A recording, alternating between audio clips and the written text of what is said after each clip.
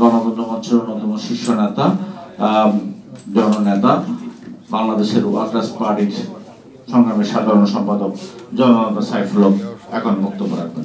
জননেতা সাইফুল হক।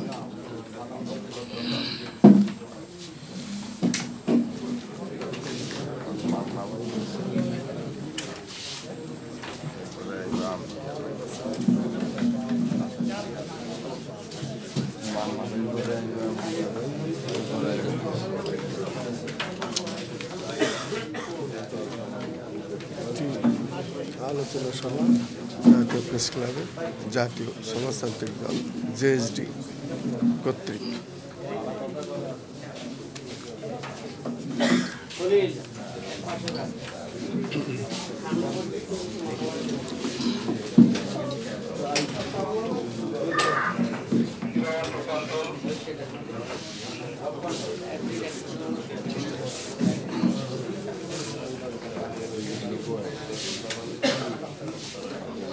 বন্ধুগণ,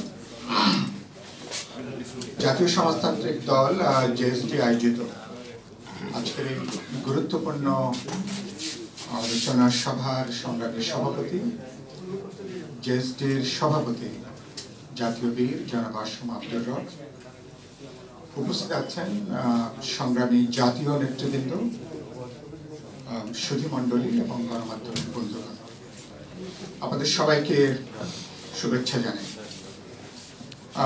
তার আগে শুরুতেই জাতীয় জেএসডির সাধারণ সম্পাদক তিনি যে বক্তব্য উত্থাপন করেছেন, সংক্ষেপে মনে করি খুবই গুরুত্বপূর্ণ বক্তব্য তিনি উত্থাপন করেছেন, জনাব শহীদুদ্দিন মাহমুদ স্বপন, তাকে এবং জেএসডিকে শুভেচ্ছা জানাই প্রারম্ভিক এই সূচনা, এই ধারণাপত্র উত্থাপনের জন্য।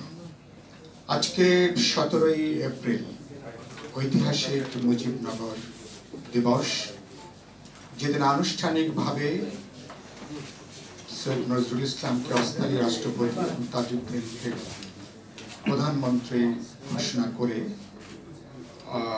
প্রবাসী সরকার বা অস্থায়ী সরকার গঠন করা হয়েছিল। আমাদের মুক্তিযুদ্ধের সবচেয়ে গুরুত্বপূর্ণ ঘটনাগুলির মধ্যে 17 এপ্রিল অত্যন্ত গুরুত্বপূর্ণ।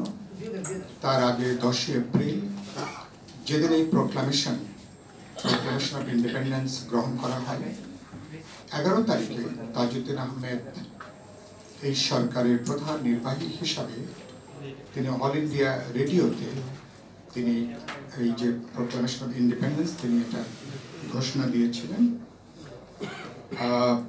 ফলে এটা এবং এই ঘোষণা আমাদের মুক্তিযুদ্ধের, যেখানে খুব গুরুত্বপূর্ণ উল্লেখ করা হয়েছে, এই মুক্তিযুদ্ধের রাজনৈতিক ন্যায্যতা এবং তার যে ঐতিহাসিক ন্যায্যতা, সেটা যেমন এই প্রোক্লামেশনের মধ্য দিয়ে এটা ব্যক্ত হয়েছে, একইভাবে এই মুক্তিযুদ্ধ এবং পরবর্তী বাংলাদেশের এই নতুন উত্থিত দেশের রাজনৈতিক দিশা কি হবে, ডিরেকশনটা কি হবে, কোন পথে নতুন দেশটা চলবে, পরিষ্কার করে একটা নির্দেশনা সেখানে উত্থাপন করা হয়েছিল।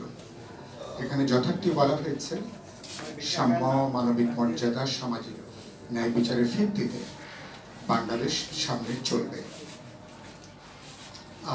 এটা আপনি জানেন, প্রথমে ঘোষণাটা কোনো ইংরেজিতে, মূল ড্রাফটটা ইংরেজিতে, পরবর্তীকালে এটাকে বাংলায় এটাকে অনুবাদ করা হয়েছিল। আজকে হ্যাঁ, এটা সত্য যে আওয়ামী লীগ গত কয়েক বছর ধরে এই মুজিবনগর সরকার দিবসে তারা পালন করছেন। আজকে আওয়ামী লীগের প্রেসিডিয়াম সদস্য জাফরুল্লাহর নেতৃত্বে সৈয়দ নজরুল ইসলাম এবং তাজউদ্দিন আহমেদের 2 সন্তান সহ আজকে তারা মুজিবনগরে সেখানে গেছেন এবং সেখানে একটা আনুষ্ঠানিকতা আছে। কিন্তু এত গুরুত্বপূর্ণ দিবসে সরকার প্রধান অথবা রাষ্ট্র প্রধানের সেখানে যাবার বিষয়টা ছিল, কিন্তু এ পর্যন্ত আমাদের রাষ্ট্রপ্রধান বা সরকার প্রধানরা তারা এই মুক্তিযুদ্ধের সবচেয়ে গুরুত্বপূর্ণ যে একটা ঘটনা, দিবস, সূচনা, সেখানে তারা যাওয়ার প্রয়োজনটা বোধ করেন। প্রতিনিধি দল পাঠিয়ে তারা দায়িত্ব শেষ করতে চেয়েছেন এবং এটা একটা হীনমন্যতার একটা বহিঃপ্রকাশ, এ ব্যাপারে কোনো সন্দেহ নেই। তাজউদ্দিন, আমি শুনেছি নানা জায়গাতে সেলিম হোসেন রেমির নানা ক্ষেত্রে বা তাদের পরিবারের অন্যান্য লোকজন বলেছেন ৭২-এ বঙ্গবন্ধু 10 জানুয়ারি ফিরে আসার পরে কোনো একদিন জিজ্ঞেস করেনি, তাজউদ্দিন তুমি 9 মাসে কিভাবে মুক্তিযুদ্ধটা চালালে, কিভাবে মুক্তিযুদ্ধটা সংগঠিত হলো। এটা নিয়ে তাজউদ্দিন আহমেদের বড় ধরনের আক্ষেপ ছিল, তার মনে ক্ষোভ ছিল, কষ্ট ছিল, তার মনে অনেক যন্ত্রণা ছিল। আর সেগুলো আপনারা মানে এগুলো জানেন। এবং দুর্ভাগ্যজনকভাবে আমরা এসব ঘটনা জেনেছি অনেক পরে এসে, কারণ তখন বঙ্গবন্ধু, খন্দকার মোশতাক থেকে শুরু করে যারা পরবর্তীকালে 15ই আগস্টের মর্মান্তিক ঘটনায় যারা মদত জুগিয়েছেন রাজনৈতিক দিক থেকে খন্দকার মোশতাকে, তো বঙ্গবন্ধুর পরিবারকে যারা সপরিবারে নিহত হওয়ার ক্ষেত্রে ভূমিকা রেখেছেন, তো শারীরিকভাবে তো এখানে মোশতাকের একটা গুরুত্বপূর্ণ ভূমিকা, কিন্তু পরবর্তীকালে যারা আওয়ামী লীগের হাল ধরলেন রাজনৈতিকভাবে, আদর্শগতভাবে তারা আওয়ামী লীগকে আজকে তারা পুরোপুরি নিঃশেষ করে দিয়েছেন। খন্দকার মোশতাকের একটা ভূমিকা, পরবর্তীকালে যে আওয়ামী লীগ ছিল এদেশের নিম্নবিত্ত, মধ্যবিত্ত, শ্রমজীবী সাধারণ মানুষের আকাঙ্ক্ষার একটা রাজনৈতিক দল। সে আওয়ামী লীগের প্রথম মৃত্যু ঘটে আপনারা জানেন 1972 সালে, যখন জাতীয় বিপ্লবী সরকার গঠনের দাবিকে তারা অস্বীকার করলো। 74 সালে যখন বাকশাল গঠন করা হলো, সকল রাজনৈতিক দলকে অবৈধ ঘোষণা করে, 4টি সংবাদপত্র ছাড়া সবগুলো বেআইনি ঘোষণা করে আওয়ামী লীগের রাজনৈতিক পরাজয়, তার আত্মহননের শুরুটা ওই সময় থেকে। এরপরে আমরা জানি যে পরবর্তীকালের ঘটনা, বিশেষ করে পরবর্তীকালে 2014 সালে একতরফা তামাশা নির্বাচন, 2018 সালে যেভাবে দিনের পর রাতে করবার যে ঘটনা, এবং 24 সালে দুর্ভাগ্যজনকভাবে দামি নির্বাচনের মধ্য দিয়ে যে সরকারকে জবরদস্তি করে আবার তাদেরকে সরকার গঠন করতে হলো।